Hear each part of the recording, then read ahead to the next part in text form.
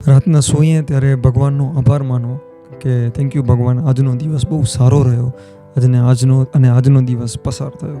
સવારે ઉઠીએ ત્યારે થેન્ક યુ કહેવું ઉઠીને કે રાતના સૂતા તો આંખ ખુલી, એ ખુલી માટે આભાર.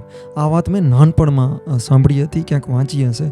એનું કારણ એ જ હતું કે આજે આપણે સવારે ઉઠીએ છીએ, તૈયાર થઈને બહાર કામ ઉપર જઈએ છીએ, કારમાં જતા હશું કે એક્ટિવાથી, આપણી ટુ વ્હીલરથી જતા હશું, આપણે ફરતા હશું, આપણે કોઈ જોવાલાયક સ્થળે જતા હશું, આપણે પોતાની રોજિંદી નોકરી કરતા હશું, પાછા આવતા હશું, કોઈ બીજા રાજ્યમાં ફરવા જઈએ, ગુજરાતમાં ક્યાંક ફરવા જઈએ અને પાછા ઘરે આવીએ, મમ્મી પપ્પા સાથે વાતો કરીને, દાદા દાદી સાથે વાતો કરીએ, ભાઈ બહેન હોય, પત્ની હોય. આપણે કોઈ દિવસ નથી વિચારતા કે આમાં એવું થઈ શકે છે કે આપણે જેને મળીએ છીએ, કોઈ પણ વ્યક્તિને, કોઈ આપણા દૂધવાળા ભાઈ છે, કોઈ કામવાળા ભાઈ છે, કોઈ મિત્ર છે, કોલેજમાં છે, ઓફિસમાં સાથે છે, આપણે વાત કરી છે ને એ કાલે નથી આવવાના, થઈ શકે છે એ કાલે નથી આપણા સાથે.